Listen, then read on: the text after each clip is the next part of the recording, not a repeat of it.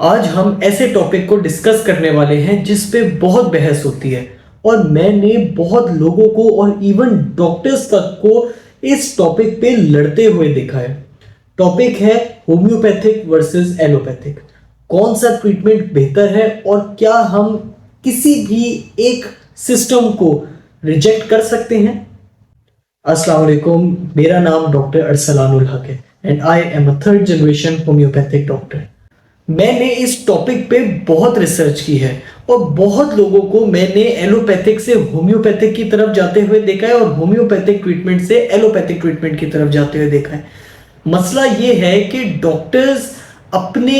दुकान को चमकाने और चलाने के लिए और पेशेंट्स को पकड़ने के लिए अपने सिस्टम को इतना उठा देते हैं, इतना बढ़ा चढ़ा के बताते हैं कि पेशेंट को ये लगता है कि वही सिस्टम सबसे बेस्ट है और दूसरा सिस्टम जो है वो बिल्कुल बेकार है।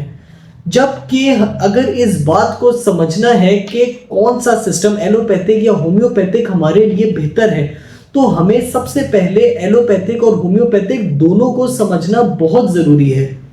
क्या इलाज एलोपैथिक या होम्योपैथिक से करवाना चाहिए? इस सवाल का बहुत ही सिंपल सा आंसर है। देखो भाई, अगर आपको आपकी सिचुएशन बहुत ही इमरजेंसी या क्रिटिकल है कि आपका कोई एक्सीडेंट हो गया, एक्सेसिव ब्लीडिंग हो गई, आपको फ्रैक्चर हो गया, स्ट्रोक आ गया आपको, या कोई बहुत ही लाइफ थ्रेटनिंग सिचुएशन में आप आ गए हो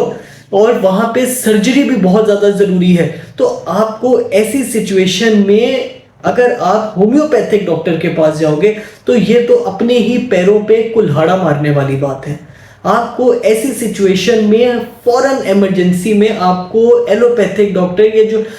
हॉस्पिटल होते हैं वहां पे आपको जाना बहुत ज्यादा जरूरी है।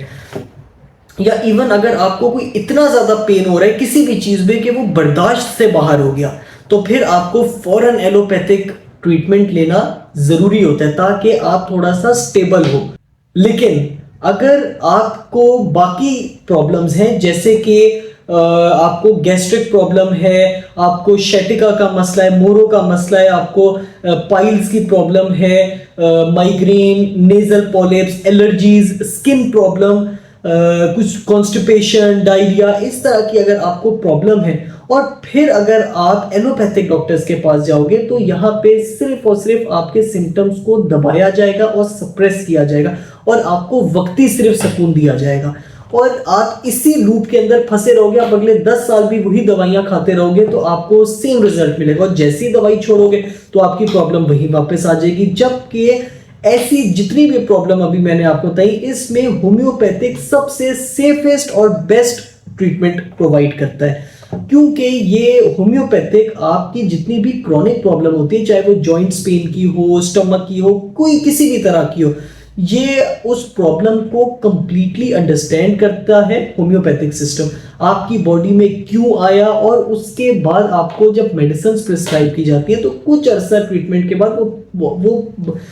कंप्लीटली आपकी बॉडी से खत्म होने के चांसेस रखती है, जबकि एलोपैथिक सिस्टम में वक्ती जो है वो दबाया जाता है। तो इमरजेंसी की सिचुएशन में होम्योपैथिक ठीक नहीं है, लेकिन क्रॉनिक प्रॉब्लम्स के अंदर जहां पे आप फंसे हुए हैं बीमारियों में, वहां पे होम्योपैथिक सबसे बेस्ट आपके लिए ट्रीटमेंट है। एक बहुत ही इंपॉर्टेंट बात मैं आपको बताता हूं, बहुत सारे केसेस में होम्योपैथिक और एलोपैथिक मिलकर पेशेंट को प्रॉब्लम से बाहर निकालते हैं। जैसे क्रॉनिक किडनी डिजीज में जहां डायलिसिस की जरूरत पड़ जाए कि आपकी किडनीज जो है वो ब्लड में से एक्स्ट्रा वेस्ट और एक्स्ट्रा फ्लूइड को फिल्टर आउट ही ना कर रही हो और बॉडी में एक्स्ट्रा फ्लूइड जो है वो बिल्डअप होना शुरू हो जाए, तो वहां पे डायलिसिस की बहुत जरूरत पड़ती है। लेकिन डायलिसिस सिर्फ आपकी बॉडी से वाटर को बाहर निकालता है, जो एक्स्ट्रा वाटर जमा हो जाता है, और साथ मेडिसिन भी चल रही होती है एलोपैथिक की। लेकिन होम्योपैथिक क्या करता है, साथ साथ हम होम्योपैथिक की मेडिसिन जब देते हैं तो पेशेंट की जो किडनी का फंक्शन होता है और जिस वजह से किडनी में प्रॉब्लम आ रही होती है, चाहे ब्लड प्रेशर है, डायबिटीज है, जो भी है, ये मेडिसिन होम्योपैथिक की उसको जाके ठीक करती हैं, फंक्शन को भी बेहतर करती हैं किडनीज की और जिस वजह से हो रहा होता है उसको भी ठीक करती है। और साथ साथ डायलिसिस क्यों जरूरी होता है, ताकि बॉडी के अंदर एक्स्ट्रा फ्लूइड ना जमा और आपकी बॉडी जो है वो किसी